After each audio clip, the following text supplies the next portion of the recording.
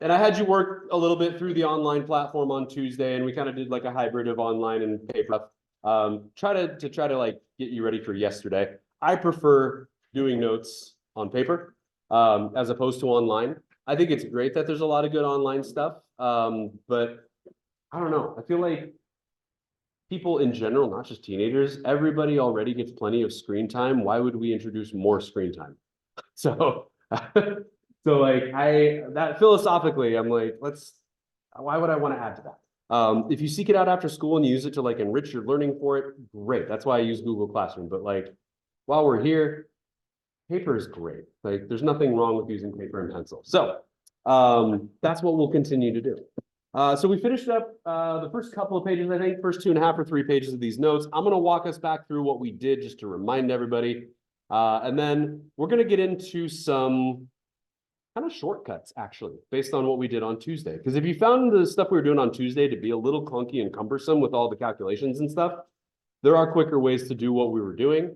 But we started off by like relating it to what we talked about on Monday. So at this point, if you've got a phone out or a Chromebook out, let's go and put those away. Have a pencil. If you need a pencil, come get one. If you don't have a graphing calculator, get one of those as well. We did a comparison of a few graphs here. We had a linear graph on the first one. We had a linear graph on the second one. And then this one here turned into what appeared to be an inverse variation. So that's basically what we ended up seeing with our warm-up. Then we saw a little bit of information here with some functions, and we talked mostly about the definition of a rational function, what it might look like, where the asymptotes may or may not be. And so what we're going to end up doing today is we're going to be getting into this kind of stuff right here and this kind of stuff over onto the side and make it a little bit simpler to figure out where the asymptotes are. Because what we started off with was on Tuesday, figuring out vertical and horizontal asymptotes using polynomial long division, which is what you learned in Unit 2, I think. Unit 2 or 3, whenever that was. So quick recap here. To figure out a vertical asymptote, we're not going to change what we've been doing. You take the denominator, you figure out what value makes the denominator equal to 0. Because if it's 0, you're not allowed to divide by 0. Therefore, there can't be a value for y when x is that value, because you can't divide by 0. So for this one here, we set the denominator 2x plus 1 equal to 0. We solve for x, we got -1/2, which means there's a vertical asymptote at -1/2. There will never be a y value when x is -1/2, because that denominator would be 0 when x is -1/2, and you can't divide by 0. So there's the vertical asymptote. Horizontal asymptotes was a little bit more challenging to find, because the way that I showed you on Tuesday was to use polynomial long division to divide the numerator by the denominator. And we figured out that we had a k value of 3. And the reason why we did it this way is because the previous day we had talked about h and k in terms of horizontal and vertical shifts. And so we figured out a value of k of 3, which meant there was a horizontal asymptote at +3 on the y-axis. And then we, found some points using the graphing calculator, and we're able to finish out the graph. We did the same thing for B. Similar process on that one. And then we started talking about graphs that might have multiple asymptotes. So this is kind of where we left off. We did not actually finish the graph for this one. So let's go ahead and figure out the rest of the graph for this one. What we had to do on this one is we had to take the denominator and factor it to figure out our vertical asymptotes, because if we're solving for x here, the only way we can solve for x, because there's a squared, is a quadratic, and there's also a value of x in the middle, is to go ahead and factor it and figure out those values, set them equal to 0 and solve for x, which we got x equals 3 and x equals -2 once we factored it, which meant there were vertical asymptotes at -2 and +3. So this is where we're going to pick up today. So at -2, and I'm just going to go ahead real quick and type this function back into my graphing calculator just to see what kind of scale I need for my x and y axis. So let's get our fraction. We got a 5x on the numerator, and then our denominator was x squared minus x minus 6. All right, taking a look at the graph here. There's -2. And then we have the other one over there at +3. Okay, I'm going to center this though. Get Z standard. Okay. Honestly, it looks like maybe if we go by 2s, I think that should be fine if we go by 2s on the X and the Y axis. We'll get plenty of detail there. Kind of a cool looking graph. There's like 3 separate portions to our function. So if we go by 2, I'm just going to put everything right in the middle of the graph. So here's the Y axis. Here's our X axis. And we'll just make a mental note that every grid line there counts for 2. So we've got our vertical asymptotes at -2 and +3. So -2 is going to be here. Just drop that down. And then +3 is going to be halfway in between 2 and 4. So that'll be right there. Now, if we look on this graph, do there appear to be any horizontal asymptotes? Yeah, kind of. Not with the middle part, but definitely with the end behavior, right? So like as X goes to -infinity, where is it approaching on the Y-axis? 0. As X goes to +infinity, where is it approaching on the Y-axis? 0. So we do have a horizontal asymptote at Y = 0. It just doesn't include this middle portion. The end behaviors, though, definitely are going towards 0. So we do have a horizontal asymptote right here. And we're going to definitely talk today about how to figure out exactly where those horizontal asymptotes are before we even put it on the graph. And it's going to be a lot easier than the polynomial long division that we did a couple days ago, I promise. So let's go ahead and get our table of values up here and then get a few points on and make it look roughly like it shows on the graph here. So table of values, let's go back to -10. So at -10, let's see, -25 over 52. That's about, sounds like about -1/2 to me, ish. So that'll be relatively close because we're counting by 2, so that's pretty close to 0 there. Let's see, -15/28, that's a little bit further away from 0. -20 over 33, that's about, I don't know, -2/3-ish, so almost -1. -15/28 is getting even closer to -1. So I'm just going to get the decimal approximations on this calculator here. So let's see, -15/28 is, yeah, it's about -1/2, a little bit more than -1/2. Yeah, maybe about there. I'm not even counting correctly, am I? I'm not counting by 2s. There we go. So maybe more about like that. So -9, -8, -7, that's -7/10. -6 is -5/6, that's about -0.8. Okay. So -5, let's see, there's -4 is -10/7. That's about -1.5. So that'll actually be a little bit further down here. Sorry, I lost my scale there for a second. -3 is -2.5. So here's 2, there's -2.5 right there. And then it's just going to kind of shoot almost straight down from there. So this will kind of come in and head off that way. It'll get closer to 0. It'll never equal 0 because there's an asymptote there. And then this one's going to run down and basically almost turn into a vertical line, but not quite, because it'll get really close to this X = -2 line, but it'll never actually reach it. So we get our error at -2. At -1, we have 5/4. That's like 1.2. 1.25. -1 and 1.25. So that's going to be here and about right there. 0 is at 0. And then 1 is at -5/6, which is almost -1. So that's about there.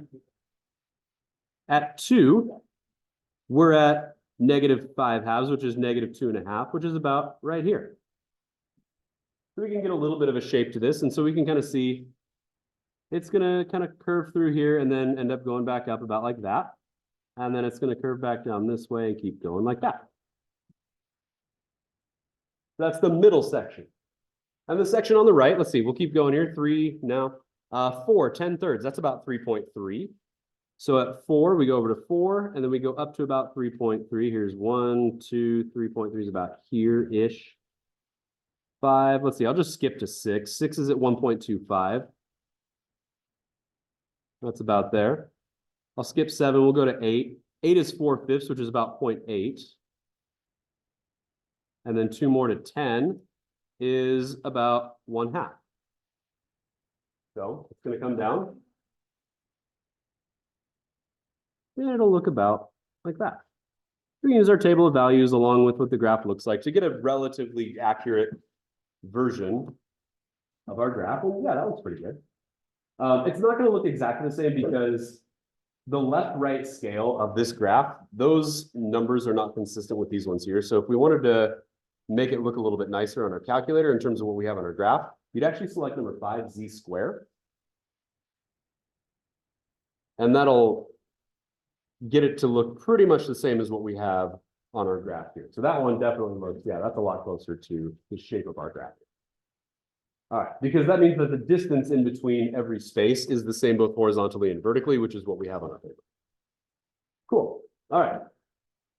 Any questions about how to get these on our paper from the graph?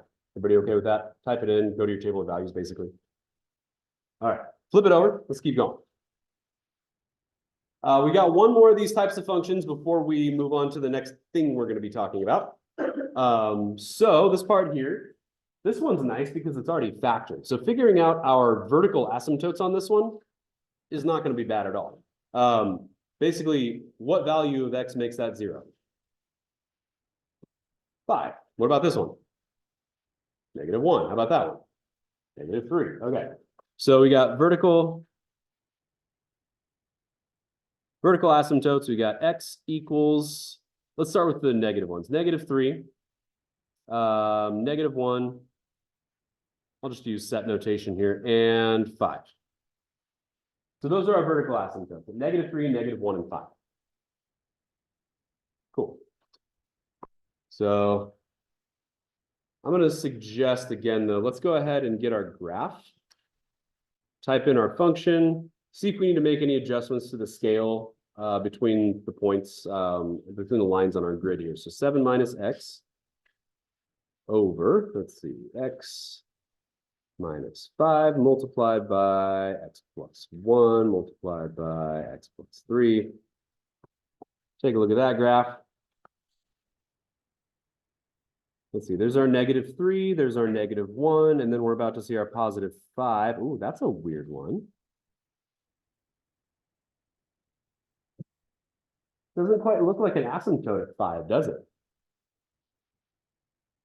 Because asymptote means that they're either both going to go like up like this, or they're going to go in opposite directions like that. But I don't see that happening at 5. I'm going to zoom in on that. I want to see what's going on there. So let's zoom in on x equals 5 and see what's going on. We know there's like a potential asymptote there, but let's see, here's oh, maybe there is. It's just is like really like kind of hard to tell if there's an asymptote, an actual asymptote there or not. Because it seems to stop. It doesn't seem to keep going up and down. There definitely appears to be one. Interesting. I'm going to zoom out again right there. Zoom out. 3.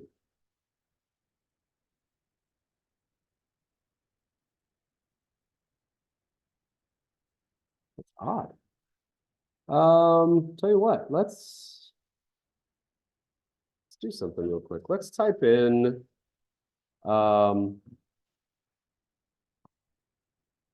going to use a different calculator just so we can get a side-by-side comparison. I'm going to type in something that's almost 5 but not equal to 5. I'm going to do like 4.999 just to see where that is. So if I'm thinking 4.999, I feel like that should be a lot less than wherever this is right here. This says like -0.7. I would think that if we type in 4.999, that should be quite a bit less than that because it should just shoot almost straight down. So let's see what happens with that. So using that same function, Numerator is going to be 7 minus, I'm gonna do 4.999, and on the denominator, parentheses, 4.999 minus 5, and then 4.999 plus 1 will be 5.999 times plus 3 would be 7.999. Okay. Yeah, look, it's negative 41.7. So it definitely does appear to be an asymptote. It just doesn't do a very good job of showing it on this graph for whatever reason. I wonder what it would look like on my old machine. This thing is just old and grimy and older than all of you. All right, let's see.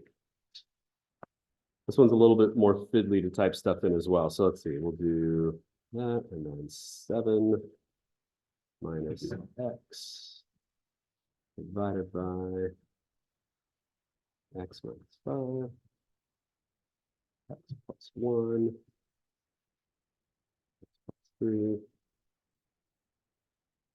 this one. There we go. Okay. So that is, yep, that's what it should do. And then if we go to the graph, oh, I need to change my window for sure. That doesn't look good.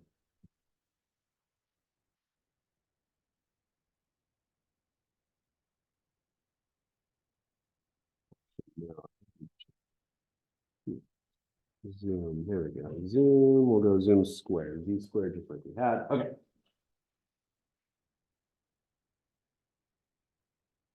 I don't have negative values right now, so that's not often. Thank you. All right. Let's go standard.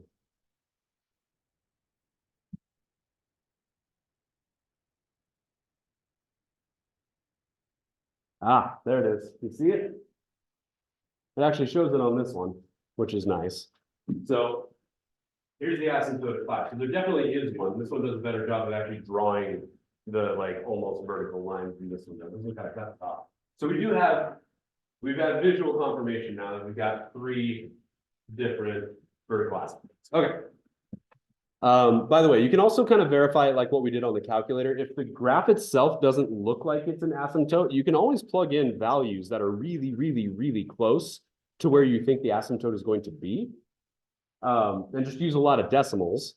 And that should give you an answer. Like if this came back as like an error of some kind, then maybe there wouldn't be an asymptote, but because it's a number and it's like really quite a bit more negative than what we have over here, then yeah, it ends up being just fine. So I know I'm using 3 calculators at the same time, but it was worth it because this one right here did a great job.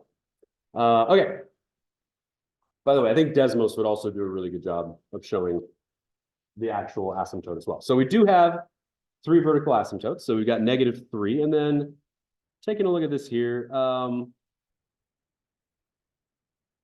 5. Let's go by 2s again.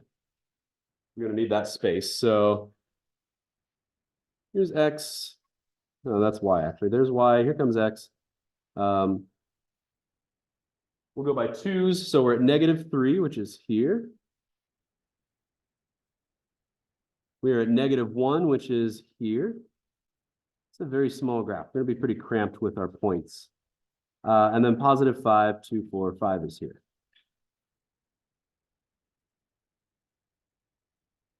Horizontally, do there appear, let me turn the left. Do there appear to be any horizontal asymptotes on this one? Does it seem to be leveling off anywhere?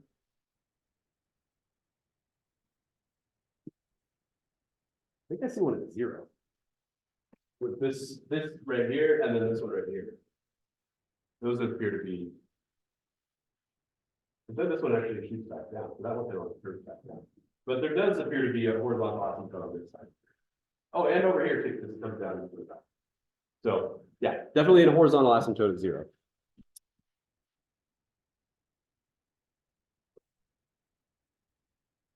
All right.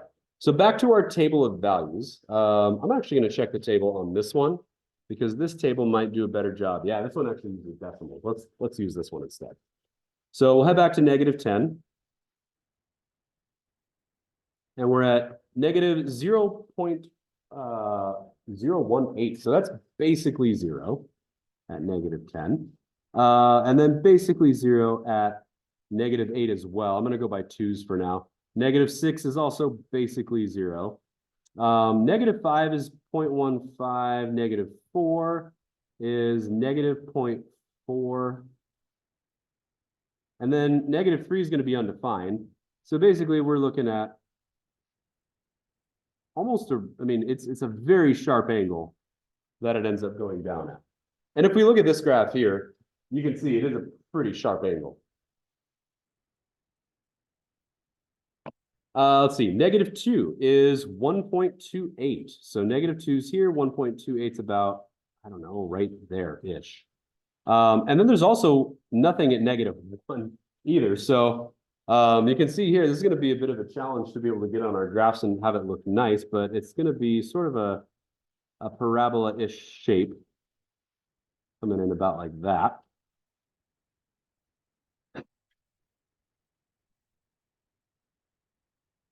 So there's -1, 0, -0.4. It'll be about there. 1, -0.18, even closer, 0.11. 3 is at 0.084 at -0.857. So we can see going back down again, about like that. And then we've got our undefined as well. So it's going to be coming up.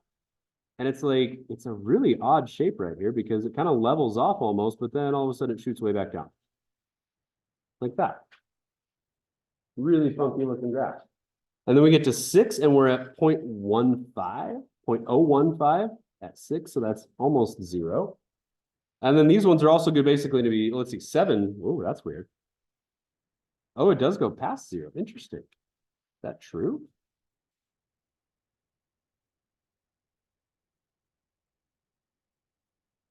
I'm going to compare it with this one. Yeah, 7 is 0.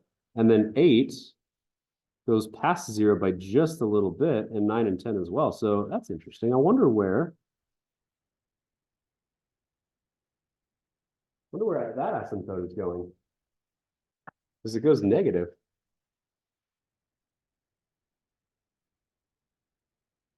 $1.89. Oh, wait a second. Does this go back up again? Here. Okay, it is. It's going to end up. So it goes underneath 0, and then it goes back up towards 0. So it's actually going to go down and then kind of back up again. So it goes underneath 0, and then it's kind of doing this sort of thing. Comes down, swoops underneath, and then levels off. That's very strange. Okay. Anyway, that's what our graph looks like. Kind of crazy. Okay, moving on. Horizontal asymptotes. Here we go. Now, in order to recognize a horizontal asymptote, you do not have to do the polynomial long division like we did on the first example a couple days ago, which is nice. You don't have to figure out the value of K if you don't want to. Everything that we're going to be dealing with here has to do with the ratio of the lead coefficient on the numerator to the denominator. Okay. Basically, what that means is what number, or first of all, it has to do with the degree of the numerator and the denominator, and then the ratio between the two lead coefficients. So if we go back to the concept summary from Tuesday, we talked about vertical asymptotes. We talked about, the end behavior and things like that. So, or the up-down behavior as it approaches the asymptote. This is the vertical asymptotes based on the denominators, factoring the denominators, values of X, things like that. That's where the vertical asymptotes are. Horizontally, the horizontal asymptotes are guides for the end behavior of a graph as it approaches a horizontal line. So you can figure out where it levels off horizontally, and you can figure out where it levels off vertically if it happens in more than one place. So here we go. There are 3 different ways that we can tell about horizontal asymptotes. The first one is it has to do with the degrees of the numerators versus the denominator. So if the degree of the numerator is less than the degree of the denominator, the horizontal asymptote is y equals 0. Okay, so if the numerator degree is less than the denominator degree, which is not the case here, it is also not the case here, but it certainly is the case here. Because on C, even though that's just a regular X and a regular X, if we were to FOIL that out, the denominator would have X squared, right? If we were to multiply that out on the bottom, you'd end up with an X squared. So here, the degree of the numerator is less than the degree of the denominator. So the numerator degree is less than the denominator degree. So horizontal asymptote at y equals 0. If the numerator degree, meaning like the lead coefficient with the exponents, right? There's only one term on the top, so the degree of the numerator is 1. The degree of the denominator here, if you were to FOIL this out, would be 2. And so the degree of the numerator is less than the degree of the denominator, therefore the horizontal asymptote is at y equals 0. And if you think about the two that we just had, this one right here, numerator degree is 1. Oh yeah, we're doing a new pass. So fill that out. And then sign out here, and then I'll sign here. The degree on the numerator is less than the degree of the denominator, and therefore we had horizontal asymptote at 0. The one right before that. The degree of the numerator was 1 on 2a. The degree of the denominator was 2, so less than the denominator, therefore horizontal asymptote at 0.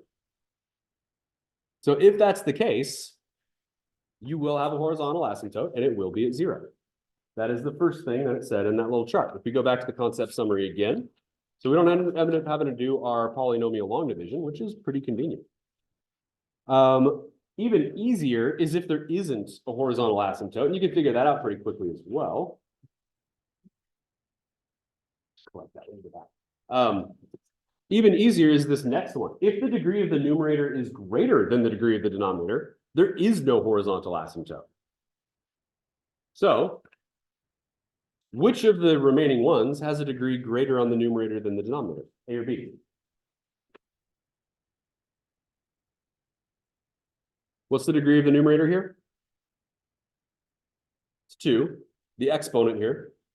Exponent on the highest value coefficient, or the highest exponent coefficient, is the degree of the polynomial. So 2. And the one on the bottom? 1. So numerator degree greater than denominator degree, no horizontal asymptote. So numerator degree greater than denominator degree. So no horizontal asymptote. Doesn't have one.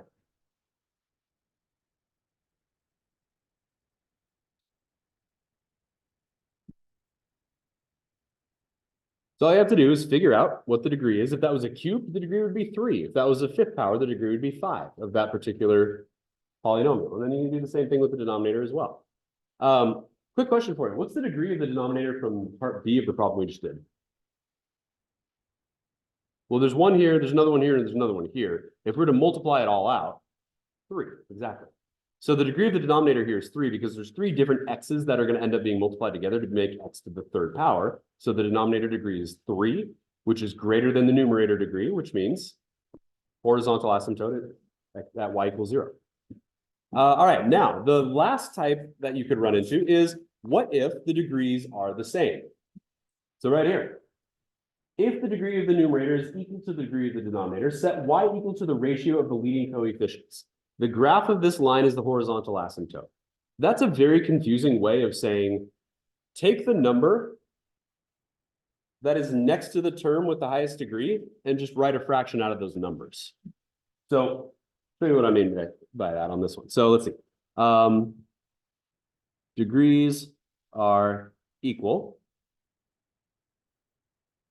So horizontal asymptote at y equals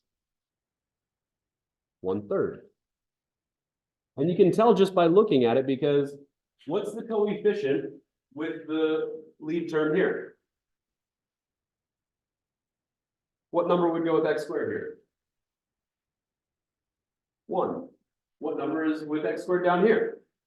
3. 1 over 3 is 1/3. So if the degrees are the same, it's just the fraction or the ratio of the coefficients of the lead terms. That's it. So if we go back to Tuesday real quick, the very first page that we had where we did our polynomial long division, what was our horizontal asymptote on this one? Oh, that should be y equals 3, not x equals 3. Y equals 3 was our horizontal asymptote there. If we look at the degrees of the numerator and denominator, x and x, each degree is 1, it's the same degree. The ratio of the coefficients with those terms, 6 to 2, what's 6 divided by 2? 3, isn't it? So we didn't necessarily have to do the polynomial long division to make that work. Next one. Our horizontal asymptote was at y equals 1. X and x each has a degree of 1, same degree, so the ratio of the lead coefficients, 1 divided by 1 is 1. There it is. Horizontal asymptote, y equals 1. This one here, let's see, we just did that one today, so then, yeah, now we're back. So that's how you can figure that out. Vertical asymptotes are the x, whatever makes the x values equal to 0 on the denominator. Horizontal asymptotes, figure out the comparison of the degrees between the numerator and denominator, and then plan accordingly. All right. Under what conditions would there be a horizontal asymptote at y equals -2? Give an example. So first of all, degree of numerator versus denominator. If it's anywhere but 0, what do we know about the degrees of the numerator and denominator? Are they the same? Is one bigger than the other? What are we dealing with here? If the denominator is greater, then it's going to be at 0. If the numerator is greater, then there isn't one. If the degrees are the same, then we can get other values other than 0. So it means that the degrees between the numerator and denominator will be the same. And the ratio of the numerator to the denominator has to be -2. For example, we could write something crazy. We could say like f of x equals, let's say, we could say 12x to the 7th plus 5x to the 4th minus 3x squared plus 7 over, in order for this to work, the denominator is going to have the same degree, x to the 7th. And then in order for the ratio between the numerator and denominator lead coefficient to be -2, what does this number have to be? -6, yeah. So -6x to the 7th minus 2, I don't know. It's going to give us an asymptote at y equals -2. And that has only to do with the fact that the degrees of each of these polynomials is 7, so they're equal, and 12 divided by -6 is -2. That's it. They don't have anything to do with the degree of the polynomial. No, the degree of the polynomial is based only on the single highest term. Yeah. That's it. You're only looking at the lead terms to figure out horizontal asymptotes. And then if they happen to be the same degree, then you're figuring out the ratio between them. If the numerator is greater in terms of degrees, then there's no horizontal asymptote. If the numerator is less in terms of degrees, then it's at 0. Otherwise, if they're the same, figure out the ratio.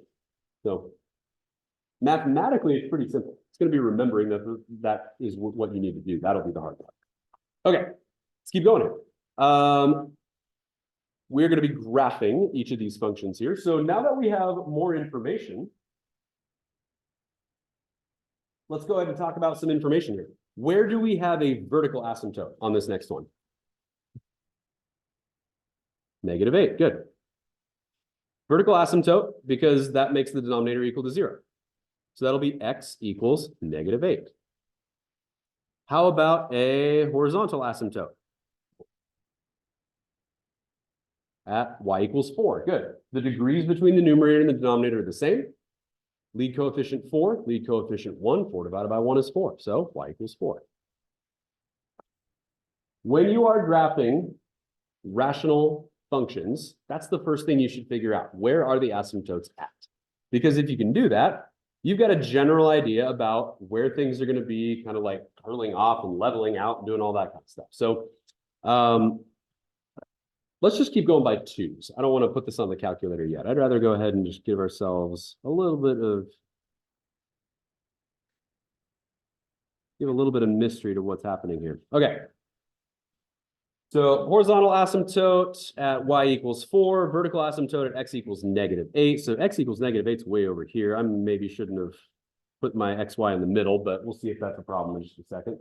Horizontal asymptote at y equals 4. So there's that. And so let's see, the ratio between the numerator and the denominator is positive. So it should look pretty similar to the reciprocal function that we saw on Monday in terms of the shape. It won't be a reflection across the x-axis. So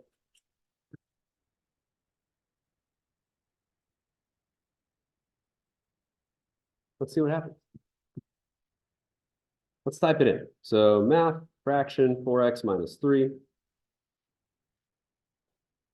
And x plus 8. Get that thing graphed.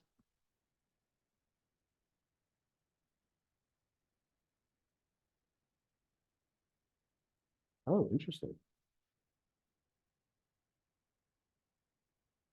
Can't say I was expecting that. It doesn't appear to be split into two parts. I'm going to zoom out just to make sure, though. Oh, it does. Okay, there we go.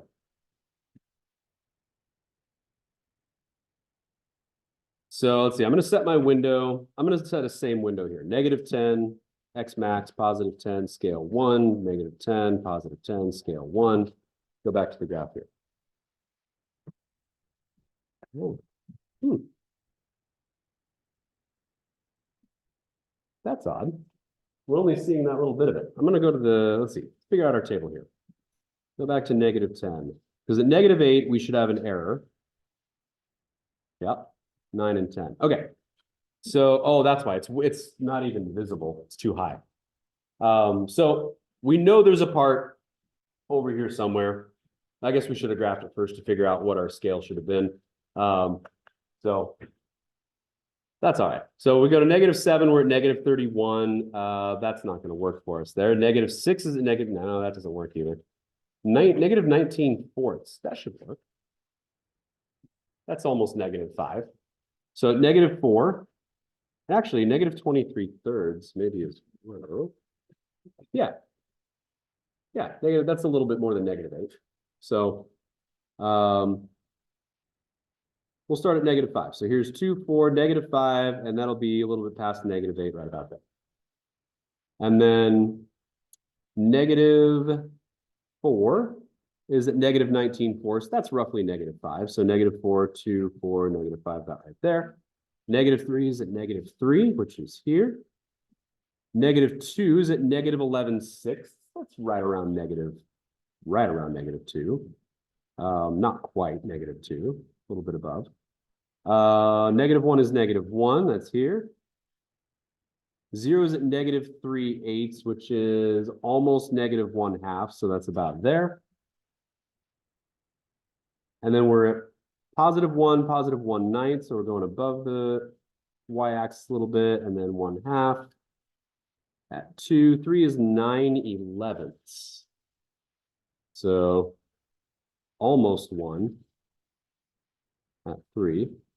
And then 4 is at 13/12, so just above 1. 17/13, not much further than 1 on that one. 6 is at 3/2, that's 1.5. 7 is at 5/3, getting closer. That's 1 2/3. 29/16, that's almost 2, but not quite 2. 9, 33/17, even closer to 2, and then 37/18 would be slightly above 2. So this is kind of what we have of that graph. Now, keeping in mind, there is an entire other section over here. So we probably should have taken a look at the graph, or I should have suggested that we look at the graph first. That's not on you, that's on me. So there is more over here, and it ends up shooting way up on this side like this. We can see that when we zoom out on the graph. Okay, let's move on to the next one. Getting close. Next one, where are the asymptotes at? Actually, you know what? Figure out the asymptotes on your own on this one. And then we're going to move on to number 5. We'll take a look at the graph quickly on that one too. But this is a lot about figuring out horizontal and vertical asymptotes. So work on B real quick. This one should take maybe 30 seconds to figure out the vertical and the horizontal asymptotes if you know what you're doing.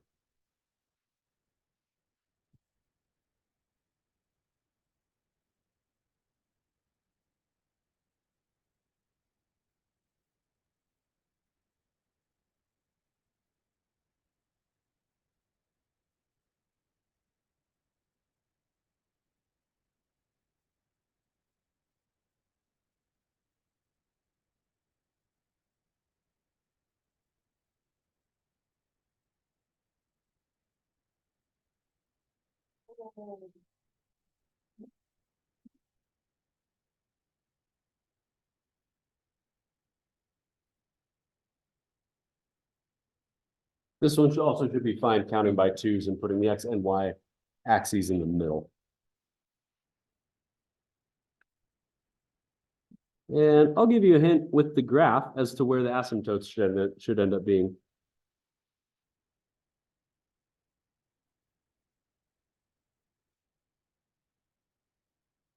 I'm going by twos, by the way. So does this look like it matches up with your answers for horizontal and vertical asymptote?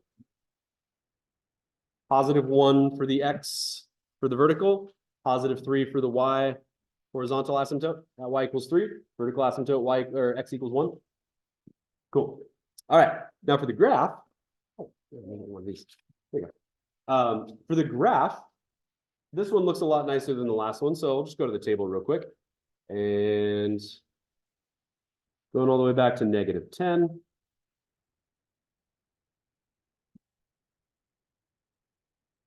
Let's see, 28/11ths. That's more than 2. So that'll be about there-ish.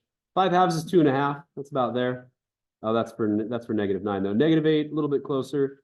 -7, 19/8 is just slightly more than 2. -6 is 16/7, also slightly more than 2. -5, -4 is at 2. -2 is 4/3, which is just a little bit more than 1. That's about there. Yeah. Oh, as soon as the pass gets back to it.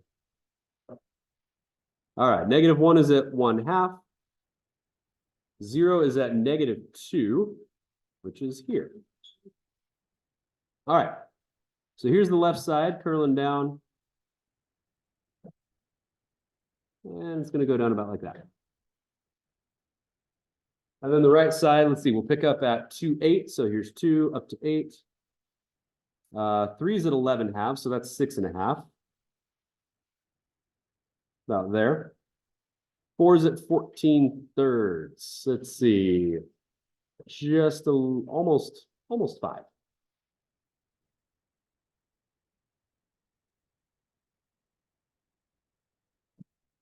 Not quite 5. 17/4. That's a little bit more than 4. And then 6 is equal to 4. Skip over to 8. 26/7. And then 10 gets even closer to 3. Okay.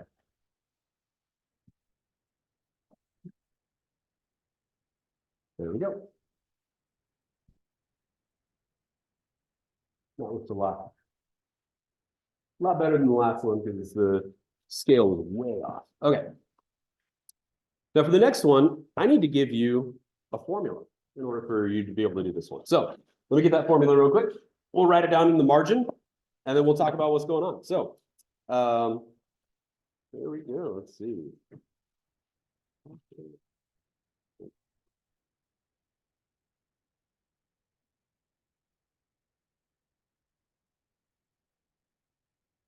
Lesson 2. So this is a pharmaceutical formula that pharmacists use to create doses of medications for younger patients. So first of all, right here, it's called Young's rule. This is kind of an interesting one because pharmacists have a tough job. Pharmacists need to look for proper dosing for people in terms of like height and weight and size. Pharmacists also need to cross-check medications that you're taking with other medications to make sure there's going to be no interactions. And they also need to make sure that if you have any allergies, the medication you're about to take isn't going to interact with an allergic reaction, all that kind of stuff. But in terms of dosing, it says that Young's rule is used to calculate a child's medication dose, DA. So the dose is the thing you're trying to figure out. That's the Y value, given the age A. So age is going to be the X value, and the Y value would be the dose. And you're going to calculate the minimum age a child can be to receive a dose of 85 micrograms of a medication if the adult dosage is 200 micrograms. Oh, the rule's right there. Sorry, that's the actual function. So here we go. You're going to multiply the adult dosage by this right here. So what we need to figure out, and we're going to use our graphing calculators for this. So get your graphing calculators ready. And let's talk about this for a second. So if we plug in, first of all, this first number here, this 85 microgram dose, this is going to be a separate function. We are going to use an adult dosage because A is the age, and the adult dosage obviously is the adult dosage here of 200. We don't know the age. We're trying to figure out what that is. So we're going to say D of A is equal to, by the way, if you multiply a whole number by a fraction, 200 by this fraction here, you can just include the whole number with the numerator. So I'm going to write 200A over A plus 12.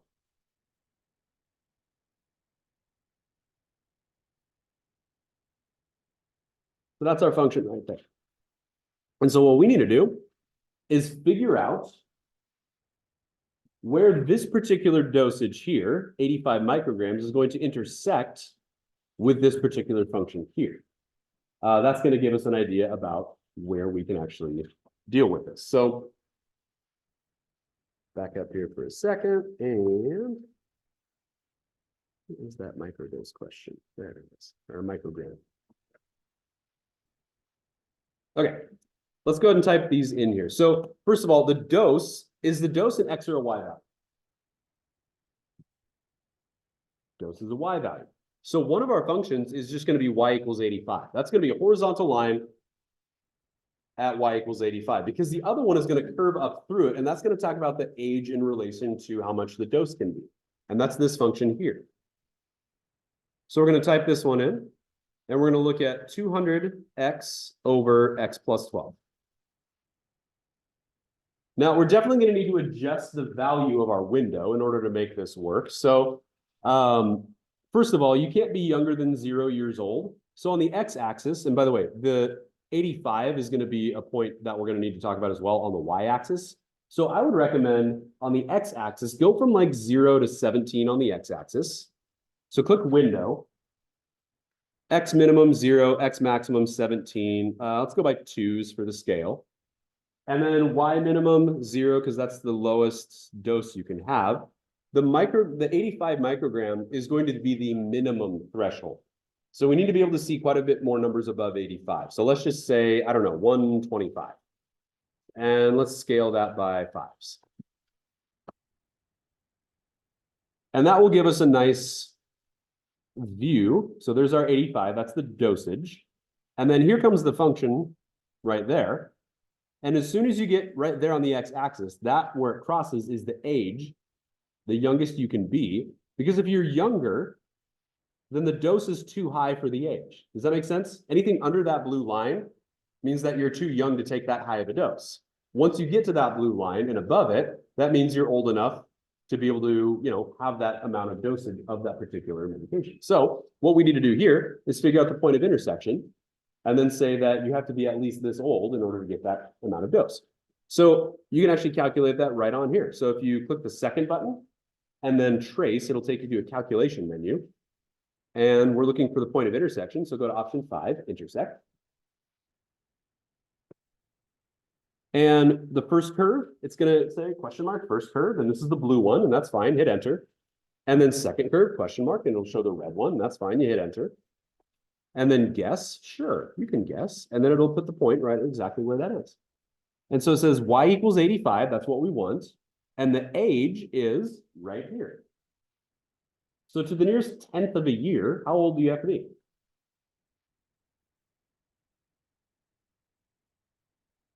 8 point, looks like it rounds up.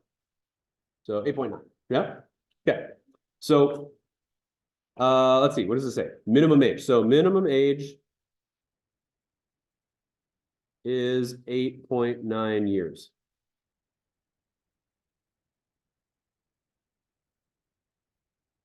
There you go.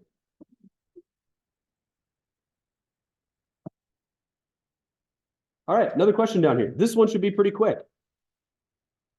What are the asymptotes of this function? Ignore the y equals 85 here. Just think about this from what we were just dealing with. What's the vertical asymptote here? That's the horizontal one.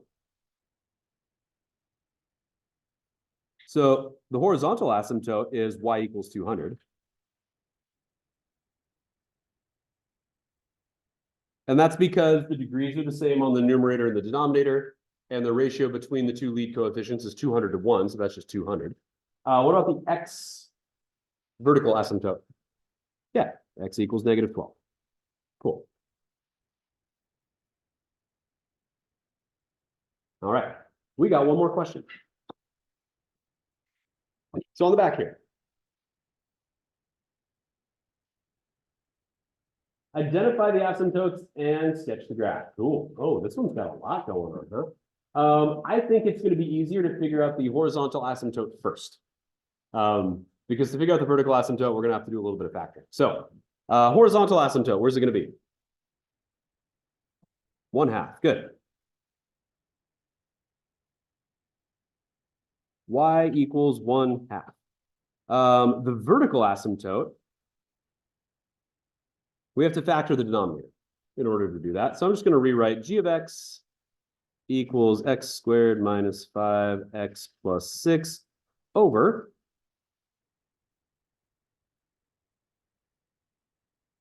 any common factors that we can pull out of 2x squared minus 10x or minus 10? 2. All right, so that'll be 2 times x squared minus 5.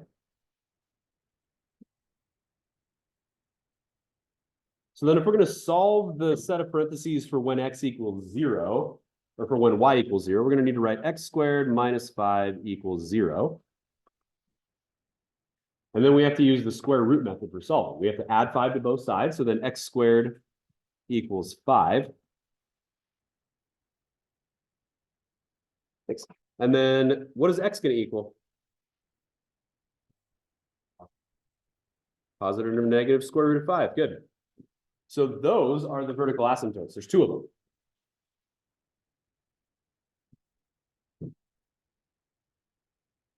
X equals positive and negative root 5. So there are 2 vertical asymptotes, one at positive root 5, one at negative root 5. Go ahead and fill that out. We got to sign it as well.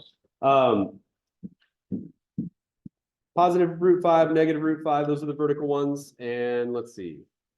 That's like, what? It's 2 point something, obviously, but let's see, 2 points.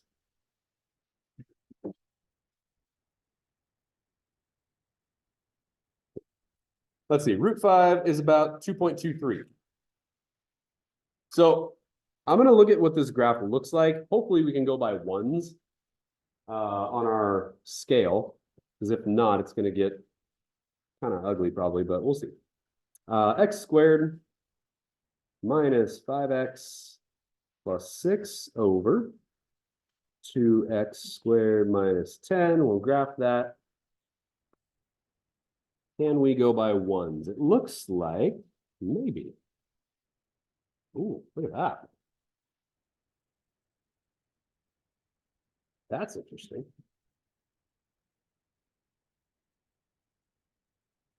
I'm gonna zoom in on that.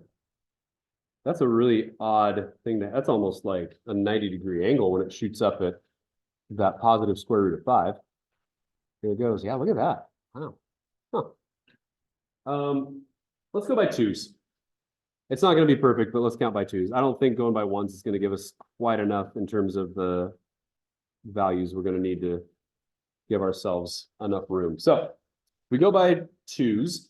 A y asymptote, y equals 1/2. That's going to be, gosh, that's going to be really close way down here. I wish that these graphs were made a little bit larger. All right.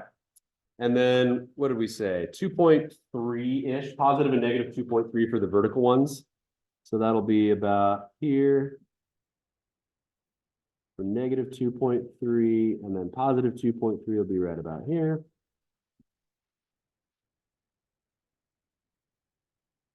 All right.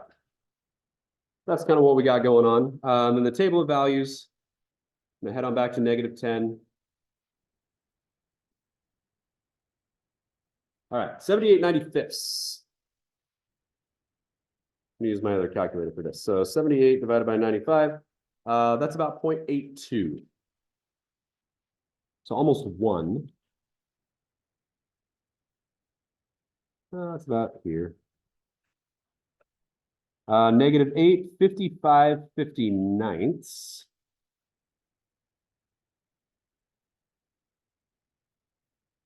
That's closer to 1. A little bit higher then.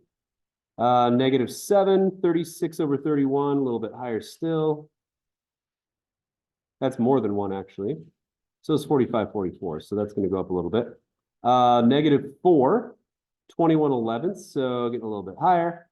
-3, -2. Oh, wait, -2 is not going to work here. -3 will, though. 15 fourths. Let's see. 50 fourths. Oh, that's about almost up to 3. So that's about there. Okay. So we're going to be looking at this for the first section. There's our first section there. And then our second middle section here, we've got, let's see, -2, +10. So -2, 10 is way up here. -1 is, oh, whoops, -10. Sorry, that's way down here. -10. Then -2, -1, -3/2 is -1.5. So that's going to be about there. 0 is at -3/5. That's about -0.6. That's a little bit about right there. 1 is at -1/4. That's just underneath. 2 is at 0. Thanks. Let me just go and set that. 2 is at 0, right there. And then it says 3 is also at 0, which is here. And so what's happening there is on our graph, it shoots up. As soon as it gets here, it almost goes straight up. You saw it was a really, really harsh turn once it got there. So this is a very funky looking graph. Got a really, really tight angle there. Okay, and then let's see, 2 is at 0, 3 is at 0, 4 is at 1/11. So that's just above. And then 3/20ths for 5. 6 is at 6/34. So this one's getting closer and closer to 1/2 as it goes. So this one's coming from the bottom again, and then it's going to curve up and go out that way. So our graph itself, zoom, square that off again, and then yeah, it's going to shoot way up, and then you can see it comes in and takes a pretty hard right. So that's what we just finished up with. All right. Interesting. That's a weird looking graph. Okay. Ooh, question here. How can you tell when a graph is going to have 2 vertical asymptotes?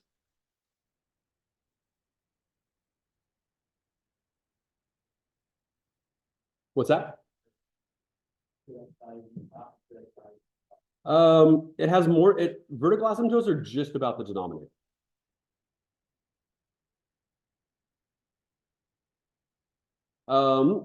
If it's more than 2, yeah. So basically, if the denominator is a quadratic, yeah.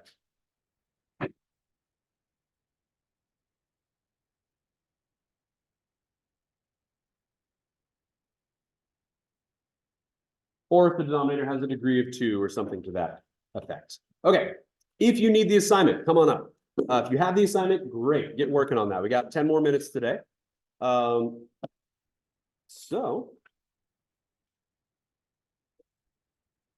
it's not the quickest process ever, but now that we've done this a few times, hopefully it's not the most complicated process ever. Okay, that's Yes, yeah, we'll get started on that for sure.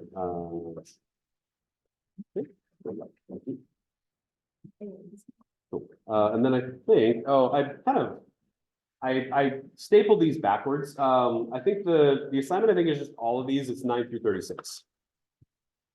If anybody else needs an assignment, come on up. By the way, the new hall pass system, I'm doing paper hall passes now, not because of what you've done, but because of what other people have done in different classes. The school now wants us to go ahead and write, putting time when students leave, because as some of you are probably aware of, some people, when they take the hall pass from a class, they're gone for like 35 minutes, and it holds people up, and other people need to use the pass in the meantime. So the announcement earlier today where Mr. Williams came on and said, if you're in the hallway, you need a pass, it needs to be a paper pass, and it needs to have the time that you left. So that's why we're doing this.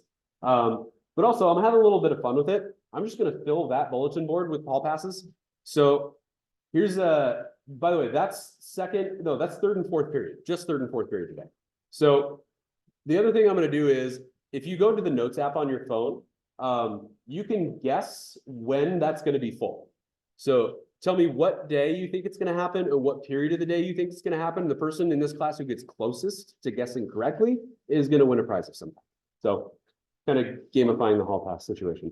I don't know what the prize is gonna be yet, but one person from each class is gonna win a prize.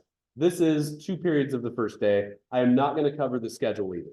The schedule will remain uncovered. So the rest of it's gonna get covered in hall passes. How long do you think it's gonna take? Put a date and put a class period. And whoever's closest to that, put it in your phone app, like in the Notes app on your phone. And then the day it happens, I'll have you get that back open and whoever was closest is gonna win something.